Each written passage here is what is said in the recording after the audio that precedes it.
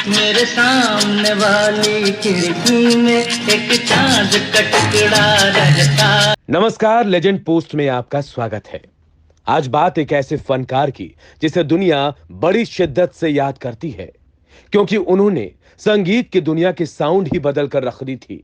सोचे है कि वो हमसे कुछ उखड़ा उखड़ा रहता है। वो परंपरागत साजों से इतर नित्य नए प्रयोग करते, कभी टूटे फूटे बर्तन से आवाज निकालते, तो कभी ईंट पत्थर से और कभी पानी से ही आवाज निकालकर उसे गीतों में पिरो देते।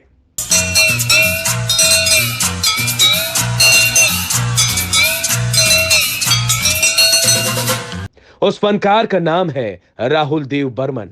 सामने ये कौन आया, दिल में हुई हलचल, देख के बस एक ही झलक हो गए हम पागल। जिसे इंडस्ट्री प्यार से पंचम दा कहकर बुलाती है। ये जलते हैं, फूल खिलते हैं। पंचम दा जिंदा दिल इंसान थे। बड़ी मुश्किल से मगर दुनिया में दोस्त मिलते हैं। उनकी पत्नी और मशहूर गायिका आशा भोसले ने एक इंटरव्यू में बताया था कि पंचम दा बहुत मूडी कलाकार थे। वो चाय मांगते थे लेकिन उसमें पानी डाल देते थे और बाद में उसे पीते थे। कई बार सिगरेट जलाकर रख देते और उसे पीते नहीं, बाद में दूसरी सिगरेट जलाकर पीते थे।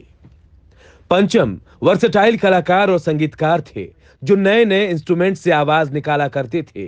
वो नई नई खोज करते थे, यहां तक कि वो रात रात भर जागकर दक्षिण अमेरिकी अफ्रीकी गानों की धुनों को सुना करते थे और फिर उसकी तर्ज पर गीत कंपोज किया करते थे। या तू अब तो आजा। बतौर आशा भोसले पंचम दा अक्सर पानी से खेलते थे और नए नए प्रयोग कर आवाज निकाला करते थे। गानों के बीच धुन को चढ़ाकर उतारने और फिर बीच बीच में अजीब सी आवाज निकालने की पंचम दा में अद्भुत क्षमता थी।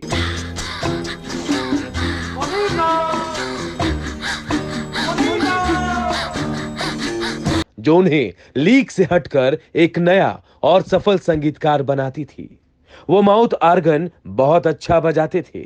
उन्होंने फिल्म दोस्ती में भी अपने माउथ आर्गन का बेहतर इस्तेमाल किया था और न केवल वो फिल्म सुपरहिट हुई बल्कि रफी की आवाज में उसी फिल्म के सभी गाने भी सुपरहिट हुए थे। ये बात गौर करने वाली है कि जब राष्ट्रीय प्रोडक्शन के बैनर तले दोस्ती फिल्म बन रही थी तब सभी संगीतकारों ने उसमें संगीत देने से मना कर दिया था, लेकिन तब लक्ष्मीकांत प्यारेलाल की जोड़ी ने इसमें संगीत दिया था। मनवा दुख की चिंता क्यों सताती है, दुख तो अपना साथी है। कंपोजर प्यारेलाल जी ने एक इंटरव्यू में बताया था कि उन्होंने इस गीत में माउथ आर्गन बजाने के लिए पंचम दा से अनुरोध किया था। लक्ष्मीकांत प्यारेलाल और पंचम दा सभी दोस्त थे। उन्होंने बताया कि जिंदा दिल पंचम दा तब अपने गाने की रिकॉर्डिंग बीच में छोड़कर ही इस गाने में माउथ आर्गन बजाने आए थे और मोहम्मद रफी के साथ जुगलबंदी की थी। तो अपना साथी है।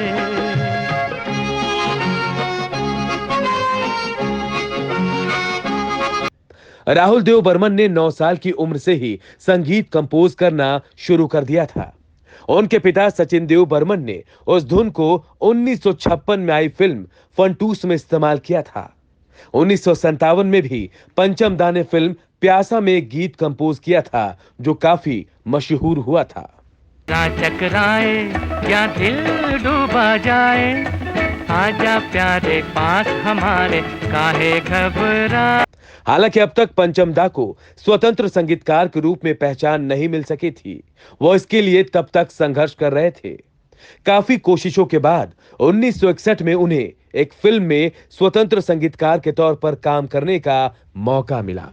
यह अवसर दिया था मशहूर कॉमेडियन महमूद ने और फिल्म थी छोटे नवाब। फिल्म तो ज्यादा नहीं चली लेकिन उसका एक गीत मशहूर हो गया। बावजूद इसके इंडस्ट्री ने पंचम को नोटिस नहीं किया। इसके बाद 1966 में उन्हें एक बड़ी फिल्म मिली, तीसरी मंजिल, जिसमें शम्मी कपूर हीरो थे। शम्मी ने शर्त रख दी कि पहले वो सभी गानों के धुन सुनेंगे और फिर फैसला करेंगे। पंचम दा ने तब शम्मी कपूर को 40 तरह के धुन सुनाए थे। ओ हसीना जुल्फों वाली जाने जहां। इस फिल्म के कई गाने ब्लॉकबस्टर और सुपरहिट साबित हुए। महफिल ऐ शमा फिरती हो कहां। वो अनजाना। इसके बाद पंचम दा ने बहारों के सपने, प्यार का मौसम, कारवां, यादों की बारात, हम किसी से कम नहीं, जमाने को दिखाना है, मंजिल मंजिल और जबरदस्त जैसी फिल्मों में संगीत दिया। इसके बाद उन्होंने 1971 में देवानंद की फिल्म हरे कृष्णा हरे रामा के गीत दम मारो दम में संगीत दिया। इसमें उन्होंने गीत को वेस्टर्न अंदाज में परोसा।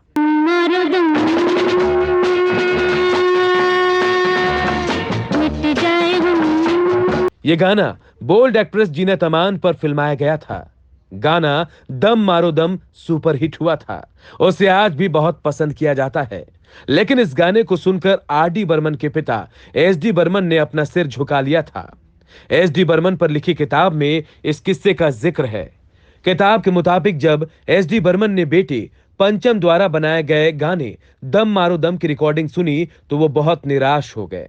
उन्होंने बचपन से ही बेटे को संगीत सिखाया था, लेकिन दम मारो दम सुनकर उन्हें लगा कि उन्होंने जो शिक्षा बेटे राहुल को दी उसे वो भूल चुका है। उस दिन राहुल देव बर्मन ने अपने पिता सचिन देव बर्मन को सिर झुकाकर स्टूडियो से बाहर जाते देखा था। बोलो सुबह शाम, हरे कृष्ण हरे राम। इसी गाने में एक लाइन देवानंद बोलते नजर आते हैं, राम का नाम बदनाम न करो। इसके पीछे का किस्सा भी दिलचस्प है। एक बार आर.डी. बर्मन ने इंटरव्यू में बताया था कि एक दिन वो आनंद बख्शी के साथ स्टूडियो में बैठे थे और उसी गाने पर काम कर रहे थे। तभी देवानंद वहां पहुंच गए। वहां पहुंचते ही उनके मुंह से निकला, राम का नाम बदनाम ना करो। जब आर.डी. बर्मन और आनंद बख्शी ने इसे सुना तो इसे फिल्म के गाने में रखने का फैसला कर लिया। ओ दीवानो तुम ये काम ना करो, राम का नाम बदनाम न करो। दोस्तों, राहुल देव बर्मन के माता पिता दोनों ही संगीतकार थे। उनकी माता का नाम मीरा था। उन्हें विरासत में ही संगीत मिली थी। इसके अलावा उन्होंने उस्ताद अली अकबर खान से शास्त्रीय संगीत की शिक्षा भी ली थी। 27 जून 1939 को कलकत्ता में जन्मे राहुल देव बर्मन को बचपन में सांस लेने में परेशानी थी। तब कहा गया था कि वो कमजोर फेफड़ों की वजह से संगीतकार नहीं बन सकते, लेकिन उन्होंने तैराकी के दम पर अपने फेफड़ों को इतना मजबूत बना लिया कि सुरों के सरताज हो गए। जो न पिए वो क्या जाने, पीते हैं क्यों हम दीवाने। कहा जाता है कि जब राहुल देव बचपन में रोते थे तो उनके मुंह से 5वां सुर निकलता था। इसी वजह से उनका नाम पंचम पड़ा।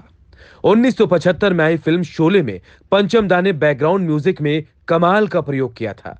उन्होंने महबूबा ओ महबूबा गीत में बीच में नया साउंड इफेक्ट दिया था।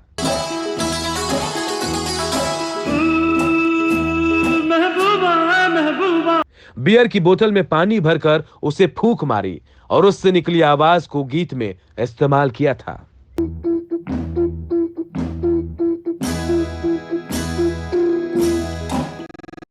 पंचम दा पर इस गीत का धुन चुराने का आरोप भी लगा। बाद में पंचम दा ने स्पष्ट किया था कि उस गीत की धुन बनाने के लिए फिल्म निर्माता रमेश सिप्पी और गीता सिप्पी ने मजबूर किया था।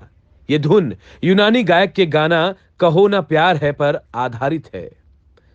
इस वजह से पंचम दा और रमेश सिप्पी के बीच विवाद भी हुआ था। गुलशन में गुल खिलते हैं, जब सहरा में मिलते हैं मैं और तुम। 60 से 70 के दशक में अपनी धुनों से संगीत जगत को नया आयाम देने वाले राहुल देव बर्मन ने पहली पत्नी रीता पटेल से तलाक लेने के बाद मशहूर सिंगर आशा भोसले से शादी कर ली थी। उन्होंने कुल 331 फिल्मों में संगीत दिया और अपने अनूठे प्रयोगों से आशा भोसले और किशोर कुमार को सुपरस्टार सिंगर बनाया। आजा आजा मैं हूँ प्यार तेरा, अल्लाह अल्लाह। बेहद रोमांटिक मिजाज के पंचमदा ने जब आशा भोसले को शादी के लिए प्रपोज किया था, तब आशा भोसले ने एक झटके में उनका प्रपोजल ठुकरा दिया था। हालांकि पंचमदा ने बाद में आशा जी को इसके लिए मना लिया। दोनों की संगीत साधना में प्यार, दर्द, समर्पण और विरह छिपा है। पिया तू अब तो आजा, पिया तू अब तो आजा, ये एक ऐसा गीत है जिसके लिए आशा भोसले हमेशा याद की जाती रही है। इस गीत को भी पंचमदा ने ही कंपोज किया था। तन की ज्वाला ठंडी हो जाए, ऐसे गले लगा जा। पंचमदा आशा भोसले से उम्र में 6 साल छोटे थे। आशा भोसले को पंचमदा से शादी करने के लिए उनकी बड़ी बहन लता मंगेशकर ने ही राजी कराया था। इसके बाद दोनों ने 1980 में शादी कर ली थी। एक किताब में लता मंगेशकर के हवाले से लिखा गया है कि पंचमदा ने अपनी शादी पर लता मंगेशकर से अनमोल तोहफा मांगा था। बकौल आर.डी. बर्मानिया किताब, तब पंचमदा ने लता जी को एक चिट्ठी लिखकर पूछा था कि एक सफल शादीशुदा जिंदगी के लिए क्या करे और क्या ना करे। लता मंगेशकर उस चिट्ठी को हमेशा लॉकर में रखती थी। पंचमदा ने लता मंगेशकर के लिए भी कई गीतों को कंपोज किया था। इनमें तेरे बिना जिंदगी में काफी मशहूर रहा। तेरे बिना जिंदगी से शिकवा तो नहीं। 54 साल की उम्र में कार्डियक अरेस्ट से 4 जून 1994 को पंचमदा का निधन हो गया। जाएगा चेहरा ये बदल जाएगा। दोस्तों, आज के लिए इतना ही। हमें दीजिए इजाजत। लेकिन अगर आपने अब तक हमारा चैनल सब्सक्राइब नहीं किया है तो इसे लाइक और सब्सक्राइब करना ना भूलें और आइकॉन भी दबा दें ताकि आपको लेटेस्ट वीडियोस का नोटिफिकेशन मिल सके।